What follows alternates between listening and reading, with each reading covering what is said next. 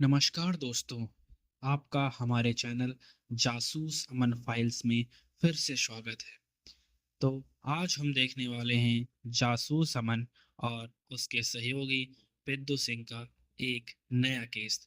तो चलिए बिना देरी के शुरू करते हैं आज का हमारा नया केस। पंडित विमलेश के घर कल रात जश्न था, लेकिन आज सुबह सन्नाटा था। सुबह के करीब 10 बजे पंडित जी अपने लॉन में बैठे चाय पी रहे थे। नौकर ने टेबल पर कल आए तोहफों का ढेर लगा रखा था। सबसे अलग एक कोने में एक खुरदुरा लकड़ी का बक्सा रखा था। उस पर ना कोई चमकीला कागज था, ना कोई रिबन, बस कीलों से बंद एक कच्ची लकड़ी का डिब्बा। दीनू, जरा वो बक्सा खोलना, पंडित जी ने कहा। दीनू ने पेचकस से बक्सा खोला। अंदर भूसे के बीच एक भारी कांच का मर्तबान रखा था, जो सुनहरे शहद से लबालब भरा था। पंडित जी खुश हुए। शुद्ध शहद लगता है। उन्होंने मर्तबान को धूप में उठाया। शहद चमक रहा था। फिर उन्होंने उसे दीनू को दे दिया और दीनू से कहा, दीनू जरा इसे हिला के देखो। दीनू ने जैसे ही उसे हिलाया, शहद के गाढ़ेपन के बीच से कोई चीज ऊपर आई। एक मांस का टुकड़ा। ध्यान से देखने पर वो एक कटी हुई जुबान थी। पंडित जी ने जैसे ही ये देखा, उनके हाथ से चाय का प्याला गिर गया। वो चीख पड़े। थोड़ी देर बाद पुलिस आई।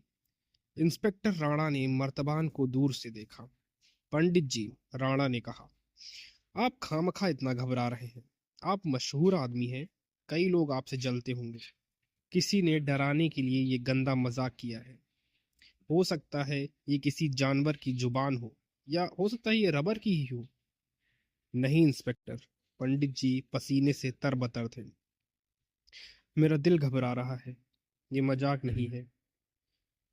राठी ने हवलदार से कहा, इसे जब्त कर लो, लैब भेज देंगे। पर पंडित जी, रिलैक्स रहिए। कोई सिरफिरा ही फैन होगा आपका। पंडित जी ने तुरंत मुझे और अमन को फोन लगाया। मैं यानी पिद्दू सिंह। उन्हें पुलिस की मजाक वाली थ्योरी हजम नहीं हो रही थी। थोड़ी देर बाद हम वहां पहुंचे। अमन ने मर्तबान को देखा, लेकिन उसे छुआ नहीं। उसका ध्यान उस लकड़ी के बक्से पर गया जो कूड़ेदान के पास पड़ा था। अमन ने बक्सा उठाया। उसने लकड़ी को सूंघा और उसे अपनी उंगली से खुरचा। क्या हुआ अमन? पंडित जी ने पूछा। पुलिस कह रही है ये मजाक है। ये मजाक हो सकता है पंडित जी, अमन ने गंभीर होकर कहा, लेकिन ये पार्सल दिल्ली या आसपास से नहीं आया। तुम्हें कैसे पता? इंस्पेक्टर राठी ने पूछा। लकड़ी, अमन ने कहा, ये आम प्लाईवुड या शीशम नहीं है। इसकी महक, ये कच्ची चीड़ या देवदार है। और जिस तरह इसे कीलों से बंद किया गया है, ये तरीका पहाड़ी इलाकों में इस्तेमाल होता है, जहां फल या शहद पैक करके भेजे जाते हैं। अमन ने बक्से के नीचे देखा। वहां कोरियर का चिन्ह नहीं था। कोरियर का लेबल पानी या बारिश से गल चुका था। बिल्कुल पता नहीं पढ़ा जा रहा था। जगह का नाम तो मिट गया है, अमन ने कहा, लेकिन इतना पक्का है कि ये पहाड़ों से आया है। जैसे ही अमन ने पहाड़ कहा, पंडित जी का चेहरा फीका पड़ गया। वो सोफे पर गिर पड़े। पहाड़? उनकी आवाज कांपने लगी। क्या हुआ सर? मैंने पूछा। मेरा बेटा रोहन, पंडित जी ने मुश्किल से बोला, वो पिछले हफ्ते अपने दोस्तों के साथ ट्रैकिंग पर गया था। उसने कहा था वो किसी ऊंचे पहाड़ी इलाके में जा रहा है। कमरे में अब सन्नाटा छा गया। अमन और मैं एक दूसरे को देखने लगे। उसका फोन? अमन ने पूछा। 2 दिन से बंद है। पंडित जी की आंखों में आंसू आ गए। मुझे लगा वो नेटवर्क नहीं होगा, लेकिन अब ये पार्सल, ये जुबान। पंडित जी मर्तबान की तरफ लपके। ये रोहन है। ये मेरे बेटी की जुबान है। अमन ने उन्हें पकड़ लिया। संभालिए खुद को पंडित जी, अभी ये साबित नहीं हुआ। जुबान किसी की भी हो सकती है, हम अभी कुछ नहीं कह सकते। अमन ने इंस्पेक्टर राठी से कहा, इंस्पेक्टर, अब ये मामला मजाक नहीं लग रहा। इस जुबान को अर्जेंट बेसिस पर फॉरेंसिक लैब भेजिए, हमें डीएनए मैच करना होगा। राठी ने सिर हिलाया। ठीक है, मैं अभी भेजता हूँ। हम बाहर आए। अमन, मैंने धीरे से पूछा, तुम्हें क्या लगता है, क्या वो रोहन है? पता नहीं पिद्दू, अमन ने आसमान की तरफ देखते हुए कहा। लेकिन शहद, शहद चीजों को खराब होने से बचाता है। जिसने भी ये भेजा है वो चाहता था कि ये जुबान सुरक्षित यहाँ पहुंचे। ये एक संदेश है पिद्दू, और संदेश अक्षय नहीं है। 2 दिन अब बीत चुके थे। पंडित विमलेश के घर में चूल्हा तक नहीं जला था। रोहन का फोन अभी भी कवरेज क्षेत्र से बाहर बता रहा था। हर गुजरते घंटे के साथ पंडित जी की उम्मीद टूटती जा रही थी। और वो मर्तबान, वो एक डरावना सपना बनकर उनकी आंखों के सामने नाच रहा था। दोपहर के वक्त इंस्पेक्टर राणा घर आए। उनके हाथ में एक फाइल थी। पंडित जी दौड़कर उनके पास गए। क्या खबर है इंस्पेक्टर, क्या रिपोर्ट आई है? राठी ने गंभीर चेहरे से कहा, पंडित जी, डीएनए रिपोर्ट आने में अभी वक्त लगेगा। सरकारी लैब है, लाइन लंबी है, लेकिन लेकिन क्या? पंडित जी ने कहा, शुरुआती जांच में डॉक्टरों ने कहा है कि ये जुबान किसी स्तनधारी की है। इसकी बनावट, मांसपेशियां सब इंसान जैसी ही लग रही हैं। पंडित जी सोफे पर ढह गए। राठी ने फाइल से एक तस्वीर निकाली। ये उस जुबान की हाई रेजोल्यूशन फोटो थी जिसे साफ करके खींचा गया था। पंडित जी, राठी ने झिझकते हुए कहा, हम पहचान के लिए डीएनए का इंतजार कर रहे हैं, लेकिन क्या आप इस फोटो में कुछ पहचान सकते हैं? पंडित जी ने कांपते हाथों से फोटो ली। जुबान के किनारे पर एक पुराना सफेद सा निशान था। फोटो देखते ही पंडित जी फूट फूट कर रोने लगे। ये रोहन है, ये मेरा रोहन है। आपको कैसे पता सर? अमन ने पूछा। ये निशान, पंडित जी ने फोटो पर उंगली रखी। जब रोहन 8 साल का था वो सीढ़ियों से गिर गया था। उसके दांतों से उसकी जुबान कट गई थी। डॉक्टर ने टांके लगाए थे। ये वही निशान है अमन, वही निशान। कमरे में मातम छा गया। अब तक जो सिर्फ शक था वो पंडित जी के लिए यकीन बन चुका था। उन्हें लग रहा था कि उनका बेटा अब कभी बोल नहीं पाएगा, या शायद वो अब इस दुनिया में है ही नहीं। पंडित जी की हालत देखी नहीं जा रही थी। अमन कमरे से बाहर निकल आया। वो लॉन में टहलने लगा, शायद ताजा हवा के लिए। तभी उसकी नजर गैराज के पास एक छोटे से कुत्ते के घर पर पड़ी। वहां एक स्टील का कटोरा रखा था जो सूखा हुआ था, और एक पट्टा जमीन पर पड़ा था। अमन ने पास खड़े नौकर दीनू को बुलाया। दीनू, यहाँ कोई कुत्ता था? दीनू ने उदासी से सिर हिलाया। जी साहब, शेरू, बहुत प्यारा लैब्राडोर था। कहाँ है वो? अमन ने पूछा। पता नहीं साहब, दीनू ने जवाब दिया। अजीब बात है, जिस दिन छोटे मालिक ट्रैकिंग पर गए उसके अगले ही दिन शेरू भी गायब हो गया। शायद गेट खुला रह गया होगा। हमने बहुत ढूंढा पर नहीं मिला। पंडित जी वैसे ही परेशान थे, इसलिए हमने उन्हें ज्यादा बताया नहीं। अमन ने उस पट्टे को उठाया। बेटा गायब, कुत्ता गायब, और सिर्फ ये पार्सल। अमन ने इस बात को नोट कर लिया, लेकिन अभी उसने तारों को जोड़ा नहीं। उसके दिमाग में अभी भी पंडित जी का वो दावा गूंज रहा था, वो निशान रोहन का है। अमन वापस अंदर आया, लेकिन वो मर्तबान के पास नहीं गया। वो फिर से उस लकड़ी के बक्से के पास गया। उसने अपनी जेब से एक छोटा सा मैग्नीफाइंग ग्लास निकाला। बक्से के कोने पर एक नीली मोहर लगी थी जो बारिश या नमी की वजह से फैल गई थी। अमन ने थोड़ा सा पानी लगाकर उसे साफ करने की कोशिश की। अक्षर धीरे धीरे उभरने लगे। इंस्पेक्टर, अमन चिल्लाकर बोला। हम सब दौड़कर उसके पास गए। क्या मिला? यहाँ देखिए, अमन ने दिखाया। हिमधारा ट्रांसपोर्ट।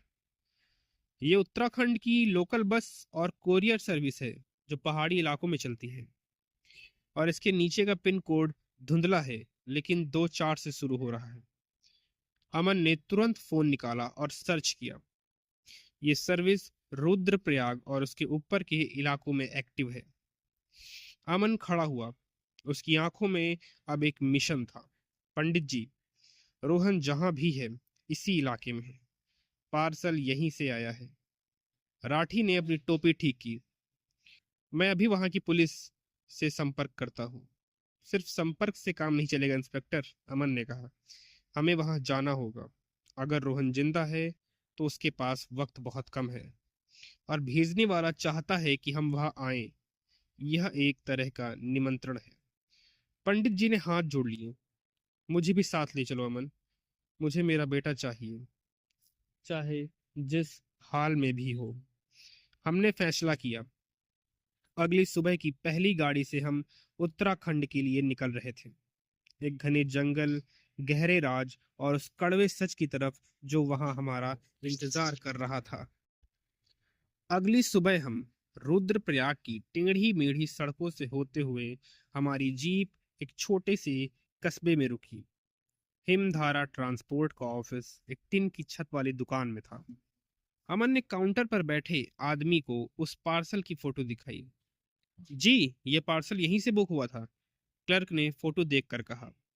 2 दिन पहले वो बूढ़ा मधुमक्खी वाला आया था, वही जो जंगल के किनारे झोपड़ी में रहता है। कौन है वो, अमन ने पूछा। नाम तो कोई नहीं जानता साहब, क्लर्क ने सिर खुजाते हुए कहा। लेकिन लोग उसे मौन बाबा कहते हैं, क्योंकि वो गूंगा है, बोल नहीं सकता, बस इशारों में बात करता है। अजीब आदमी है, किसी से मिलता जुलता भी नहीं है। गूंगा शब्द सुनते ही पंडित विमलेश के पैरों तले जमीन खिसक गई। वो वही कुर्सी पर बैठ गया। उसका चेहरा पीला पड़ गया था।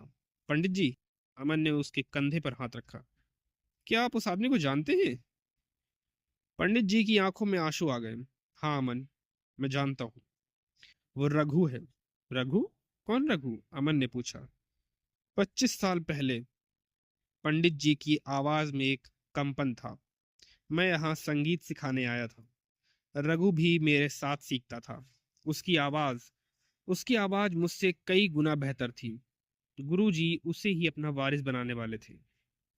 ये कहते हुए पंडित जी ने अपना सिर झुका लिया और आगे बोले। मैं अपनी जलन बर्दाश्त नहीं कर पाया अमन। एक दिन मैंने उसकी चाय में एक ऐसी पहाड़ी जड़ी बूटी मिला दी जो गले को सुन्न कर देती थी। मुझे लगा उसकी आवाज कुछ दिन के लिए चली जाएगी, लेकिन वो हमेशा के लिए गूंगा हो गया। ये बातें सुनकर मैं हैरान था। जिस आदमी को दुनिया सुरों का देवता मानती थी, उसने अपनी कामयाबी की नींव किसी की खामोशी पर रखी थी। ये उसी का बदला है। पंडित जी रो पड़े। उसने मेरे आवाज, यानी कि मेरे बेटे को खामोश कर दिया। ये सुनते ही हम तुरंत जंगल की ओर निकले। रास्ता कच्चा था, इसलिए हमें पैदल जाना पड़ा। हवा में जंगली फूलों और भांग की महक थी। थोड़ी दूर चलने पर हमें एक पुरानी झोपड़ी दिखाई दी। उसके चारों तरफ लकड़ी के बक्से रखे थे और हजारों मधुमक्खियां भिनभिना रही थी। झोपड़ी के बाहर एक बूढ़ा आदमी बैठा था। बाल सफेद, चेहरा झुर्रियों से भरा। वो रघु था। हमें देखकर वो डरा नहीं, वो बस शांत बैठा रहा, जैसे उसे हमारा ही इंतजार था। पंडित जी दौड़कर उसके पास गए और उसका कॉलर पकड़ लिया। रघु, मेरा बेटा कहाँ है? तूने मेरे रोहन के साथ क्या किया? मार दिया उसे? रघु ने कोई जवाब नहीं दिया। उसने बस अपनी गहरी काली आंखों से पंडित जी को देखा। पुलिस ने रघु को घेर लिया था। अमन झोपड़ी के अंदर गया और खाली हाथ बाहर आ गया। पंडित जी, रोहन तो अंदर नहीं है। तो वो जुबान? पंडित जी चिल्लाए। वो जुबान किसकी थी? रघु ने पास रखी एक स्लेट उठाई और उस पर चौक से कुछ लिखा। उसने स्लेट पंडित जी की तरफ घुमा दी। उस पर लिखा था शेरू। शेरू पंडित जी के कुत्ते का नाम था। ये सुनकर हम सब सन्न रह गए। अमन ने पूछा, क्या मतलब है इसका? रघु ने फिर लिखा। पंडित जी का कुत्ता भटकते हुए पहाड़ पर आ गया था। वो पहाड़ी से गिरकर मर गया। मुझे उसकी लाश मिली। उसकी जुबान पर भी वैसा ही निशान था जैसा तुम्हारे बेटे की जुबान पर बचपन में था। मैंने बस उसका इस्तेमाल किया। अमन अब सब समझ चुका था और बोला, पंडित जी, वो जुबान रोहन की नहीं, आपके पालतू कुत्ते शेरू की थी, जो पिछले हफ्ते गायब हुआ था। रघु ने बस आपके डर और उस निशान की समानता का फायदा उठाया है। पंडित जी को जैसे नई जिंदगी मिल गई। मतलब मतलब मेरा रोहन जिंदा है? रघु ने सिर हिलाया। उसने स्लेट पर आखिरी बात लिखी। रोहन और उसके दोस्त जंगल में रास्ता भटक गए हैं। वो सुरक्षित है। मैंने उन्हें देखा है। वो 2-3 दिन में खुद नीचे आ जाएंगे। मैंने उन्हें हाथ भी नहीं लगाया। ये सुनते ही पंडित जी घुटनों के बल गिर पड़े। फिर तुमने ऐसा क्यों किया रघु? मुझे इतना क्यों डराया? रघु ने स्लेट पर कुछ नहीं लिखा। उसने बस अपनी गर्दन पर हाथ रखा और मुंह खोलकर दिखाया, जहां जुबान नहीं थी। उसकी आंखों में एक दर्द था जो कह रहा था, मैं चाहता था कि तुम भी कुछ पल के लिए वही तड़प महसूस करो जो मैं पिछले 25 साल से महसूस कर रहा हूँ। अपनी सबसे कीमती चीज के छिन जाने का दर्द। अब हमारा हिसाब बराबर। इंस्पेक्टर राठी ने पूछा, सर, क्या हम इसे गिरफ्तार कर लें? इसने दहशत फैलाई है। अमन ने रघु की तरफ देखा, जो अब वापस अपनी मधुमक्खियों में व्यस्त था। अमन कुछ कहता, इससे पहले ही पंडित जी ने कह दिया, नहीं इंस्पेक्टर। और इतना कहकर वो चले गए। इंस्पेक्टर राठी को कुछ समझ नहीं आया, लेकिन फिर अमन ने कहा, उन्होंने बिल्कुल सही कहा इंस्पेक्टर। कानून की नजर में इसने मरे हुए जानवर का अंग भेजा है, जो बड़ा अपराध नहीं है। और कुदरत की नजर में इसने बस अपना कर्म पूरा किया है। पंडित जी ने रघु के पैर छूकर वहां से रवानगी ली, लेकिन रघु ने हाथ जोड़कर उन्हें जाने का इशारा कर दिया। उसकी खामोशी में माफी नहीं, बस मुक्ति थी। हम अब वापस लौट चुके थे। 2 दिन बाद रोहन सचमुच सही सलामत घर लौट आया। लेकिन उस दिन के बाद पंडित विमलेश ने कभी अपनी आवाज पर घमंड नहीं किया। उनके घर के शो केस में अब भी वो खाली मर्तबान रखा है, सिर्फ ये याद दिलाने के लिए कि पाप चाहे कितना भी मीठा क्यों ना हो, उसका सच हमेशा कड़वा ही होता है। दोस्तों, ये कहानी यहीं तक थी। ये कहानी यहाँ तक सुनने के लिए आपका धन्यवाद। हमारे चैनल पर हर रात एक नई कहानी आ जाती है, उसे भी सुनें। और आप हमारे चैनल को सब्सक्राइब करें, वीडियो लाइक करें। और यहाँ तक कहानी सुनने के लिए आपका धन्यवाद। शुभ रात्रि।